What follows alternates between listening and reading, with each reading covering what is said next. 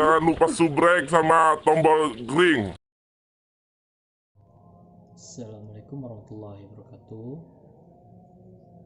Di sini saya akan menjelaskan mengenai masalah komitmen mutu dan cara menjaganya.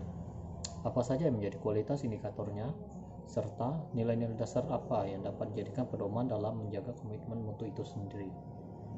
Lalu, faktor apa saja yang dapat menghambat munculnya perubahan dan perbaikan dalam peningkatan komitmen mutu pelayanan di lingkungan instansi pemerintah. Yang pertama adalah komitmen.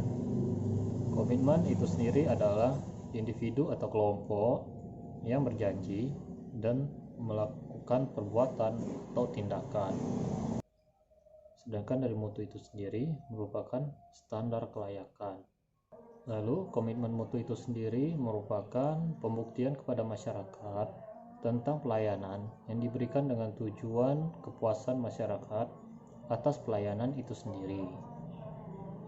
Sebagai ASN, kita harus memberikan pelayanan terbaik kepada masyarakat dengan mengutamakan mutu pelayanan yang cepat, tepat, profesional, namun tetap santun.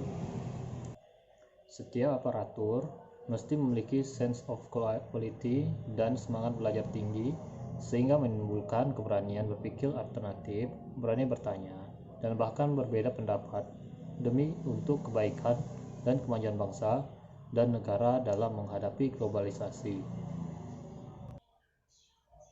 Lalu, terdapat 4 kata kunci komitmen mutu itu sendiri. Yang pertama adalah efektif. Efektif sendiri merupakan sejauh mana organisasi dapat mencapai tujuan yang ditetapkan atau berhasil mencapai apapun yang dicoba dikerjakan. Efektivitas sendiri memberi barang atau jasa yang dihargai oleh pelanggan itu sendiri. Setelah itu efisiensi. Efisiensi sendiri jumlah sumber daya yang digunakan untuk mencapai tujuan organisasi. Setelah itu inovasi, cara utama di mana suatu organisasi beradaptasi terhadap perubahan-perubahan di pasar, teknologi, dan persaingan.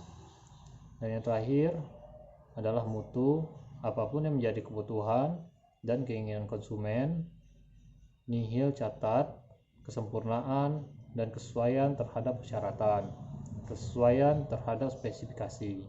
Ini dapat diwujudkan dalam bentuk yang pertama adalah produk, yang kedua adalah layanan, yang ketiga adalah metode bekerja, dan yang keempat adalah sumber daya. Aktualisasi nilai-nilai dasar komitmen mutu itu sendiri.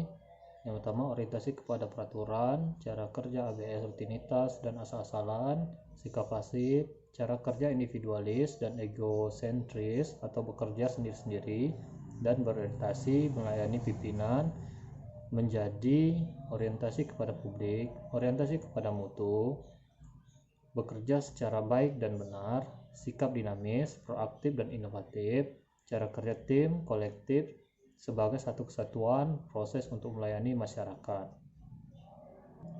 Lalu, faktor-faktor apa yang mempengaruhi capaian dari komitmen mutu itu sendiri?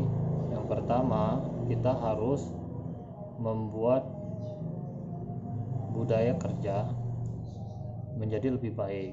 Setelah itu, meningkatkan inovasi termasuk dari standar dan kontrol dari perubahan untuk organisasi atau instansi kita. Dalam faktor-faktor yang mempengaruhi capaian itu sendiri, terdapat inovasi, kerjasama, kontrol, pasti, kualitas, responsif, dapat dipercaya, efektif dan efisien, nyaman, serta aman.